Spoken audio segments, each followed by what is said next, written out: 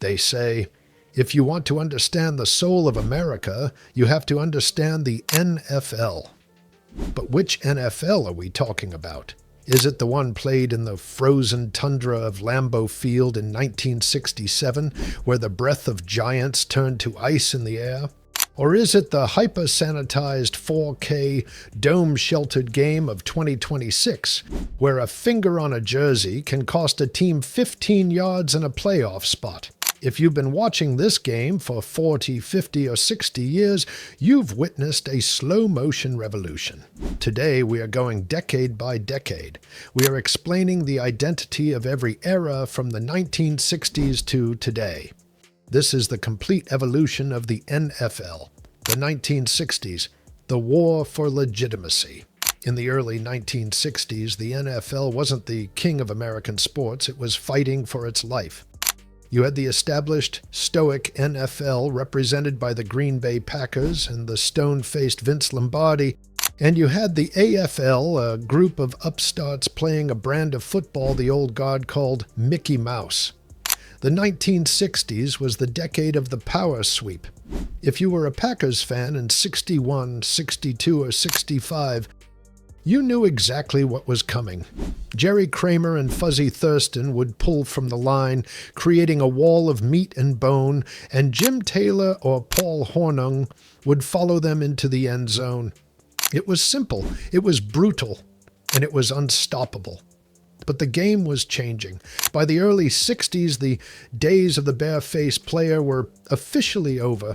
Before that, playing with a bare face was considered a badge of honor, or perhaps just a sign of the era's madness. Then came the war between the leagues. The AFL brought the deep ball. They brought names like Al Davis and Sid Gilman. They forced the NFL to widen its horizons, but the real shift happened on January 12, 1969, Super Bowl III.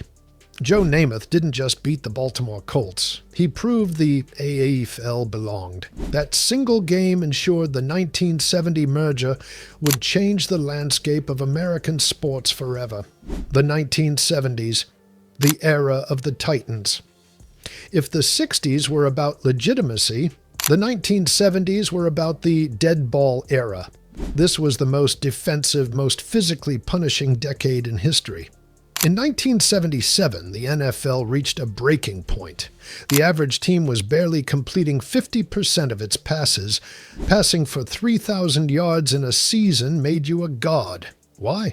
Because the rules allowed defensive backs to practically assault wide receivers all the way down the field. Think about the 1972 Miami Dolphins, the only perfect team in history. They didn't win with a high-flying circus. They won with the no-name defense and a relentless run game featuring Larry Csonka, who ran like a human bowling ball. Or look at the 1974 to 1979 Pittsburgh Steelers, the Steel Curtain.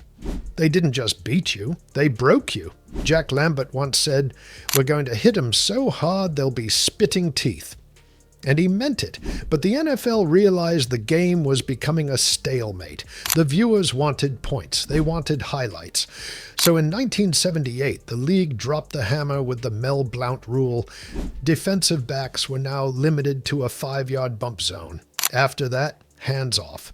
In that same year, offensive linemen were finally allowed to use open hands to block. This was the big bang of the modern NFL. If you remember the 1978 season, you remember seeing the game transform overnight. Suddenly, the middle of the field was open. The ice age of the 70s was thawing, and a new kind of quarterback was ready to take over. The 1980s, the West Coast Revolution. The 1980s was the decade of the superstar. It was the decade where coaching became as important as talent. In San Francisco, Bill Walsh was drawing up a system that relied on short, high-percentage passes to replace the run. They called it the West Coast offense. It wasn't just a strategy, it was a philosophy. In 1981, the catch happened, Montana to Clark.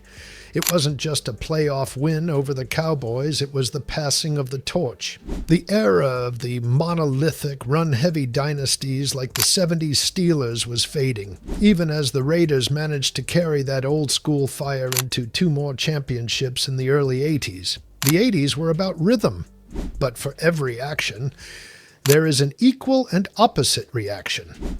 As Walsh was perfecting the pass, Joe Gibbs and the Washington Redskins were perfecting the Hogs, the massive offensive line that paved the way for John Riggins. And then there was Lawrence Taylor. In 1986, LT did something no defensive player should be able to do. He won the MVP. He changed the left tackle position into the second most important job on the field because if you didn't have a blindside protector, Taylor would end your quarterback's career. We cannot talk about the 80s without the 1985 Bears. They were the last gasp of the old-school blitz-from-hell mentality. Buddy Ryan's 46 defense was a masterpiece of chaos. They didn't care about the West Coast offense. They just wanted to put the quarterback in the dirt. But even they couldn't stop the tide of history. By the time the 1989 season ended, the NFL was no longer a regional pastime. It was a national obsession. The 1990s, peak physicality. The 1990s are often called the sweet spot. The equipment was better, the athletes were bigger, but the game still allowed for legendary physicality. This was the decade of the workhorse. In 1993, the NFL finally introduced free agency. This was a tectonic shift. For the first time, players weren't owned by their teams for life. They could move. This led to the creation of super teams. The Dallas Cowboys of the early 90s, Jimmy Johnson's masterpiece, were arguably the most talented rosters ever assembled. They had it all. A Hall of Fame quarterback, the league's all-time leading rusher in Emmitt Smith, and a defense that flew to the ball. But the 90s also gave us the greatest individual performers we've ever seen. Barry Sanders in Detroit making professional defenders look like high schoolers. Deion Sanders, the prime-time cornerback, who could shut down half the field and return a punt for a touchdown while high-stepping at the 20-yard line. Then came the 1994 season. To celebrate the 75th anniversary, the league introduced the two-point conversion. They also moved the kickoff back. The NFL was subtly engineering more scoring, more drama, but the hits were still there. If you watch a highlight reel of Steve Atwater or John Lynch from 1996, you'll see hits that would get a player suspended for a month today. It was a decade of giants, capped off by the greatest show on turf in 1999, the St. Louis Rams.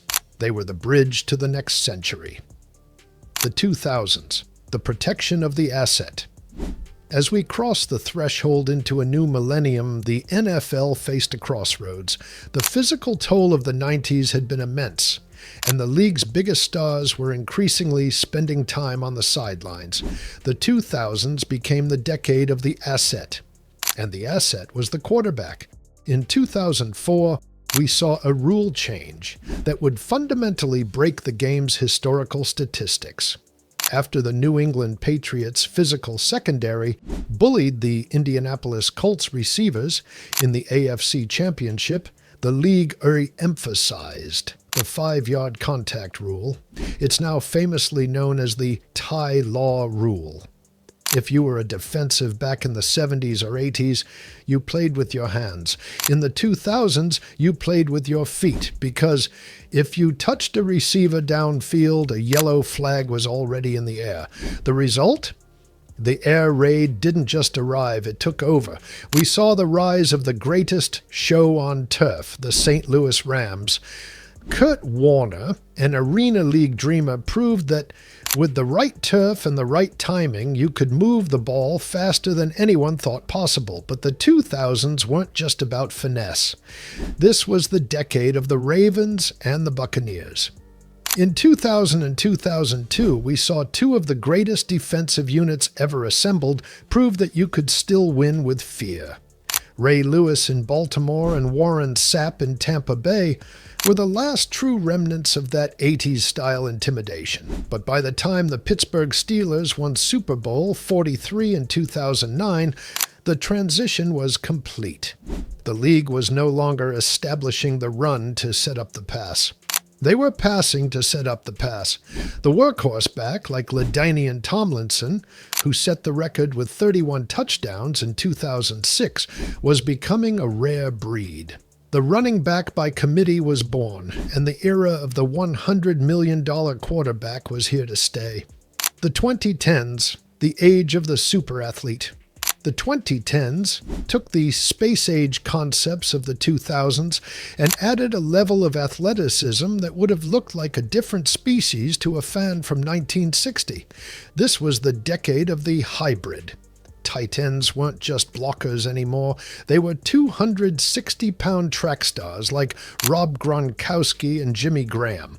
Linebackers weren't just thumpers in the middle. They were sideline-to-sideline hunters like Luke Kuechly and Bobby Wagner. But the 2010s will primarily be remembered for the concussion settlement of 2013 and the massive shift in how the league viewed player safety. This was the decade where targeting and defenseless receiver entered our daily vocabulary. For the veteran fan, this was a hard pill to swallow. You grew up watching Jack Tatum and Ronnie Lott.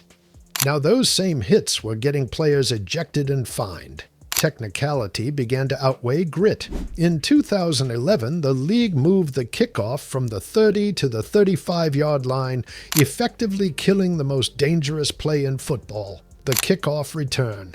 Then came the Legion of Boom in Seattle. In 2013, they proved that even in a league designed for offense, a group of long, aggressive defensive backs could still shut down a record-breaking Peyton Manning offense in Super Bowl 48. This decade also solidified the greatest individual dynasty in sports history. Tom Brady and Bill Belichick didn't just win, they outlasted. While the rest of the league was chasing the next big thing, the Patriots stayed rooted in fundamental situational football. But as the decade closed, a new threat emerged from the plains of Kansas City. A young man named Patrick Mahomes was about to turn the NFL into a video game. The 2020s, the integrated NFL, 2020 to 2026. And that brings us to now, the 2020s. If the 60s were the war for legitimacy, the 2020s are the era of integration. Integration of technology, integration of gambling, and the integration of a global audience. In 2020, the world stopped, but the NFL didn't. We saw games played in empty stadiums, but the television numbers only grew. This decade introduced the 17-game season and the expanded playoff format. The league became a year-round content machine. But look at the field. What do you see? You see the positionless defense.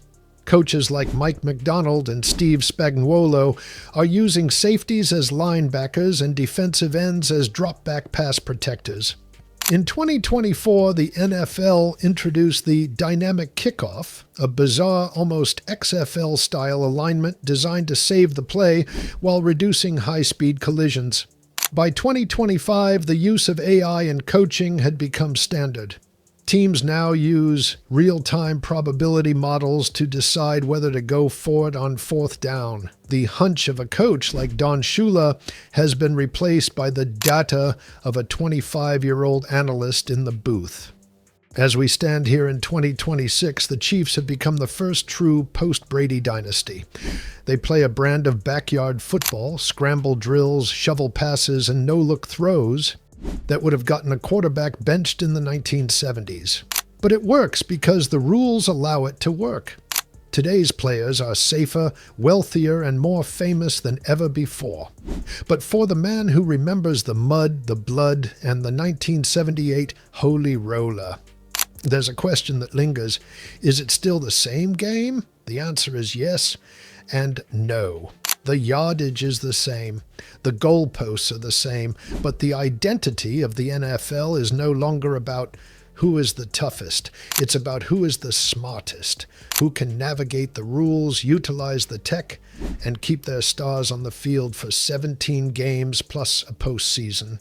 7 decades, thousands of players, millions of memories, from the power sweep to the RPO, from the frozen tundra to the SoFi LED. The NFL has survived every crisis of identity it has ever faced. It survived the merger. It survived the strike of '87. It survived the concussion era. And it will survive whatever comes next. Because at its core, football isn't just a sport. It's a shared language. Whether you're 15 or 85, you understand what it means to fight for an extra inch on 3rd and goal. The NFL didn't just change its rules, it changed its soul. But whether it's a mud-caked jersey in 1975 or a pristine white jersey in 2026, the goal remains the same. The trophy still bears the name of Vince Lombardi, and as long as there is a 100-yard field, we will be here to watch. We've explained the decades, but the legend is far from over. As we head deeper into the 2020s, the game will keep changing, and we'll be here to uncover it. I want to hear from the veterans today. If you could take one rule from the 1970s and bring it into 2026, what would it be, and which player from the 60s do you think would dominate today's NFL the most? Which decade was your favorite? Drop your thoughts in the comments. Let's talk ball. Thanks for being part of the journey. We'll see you on the next Deep Dive.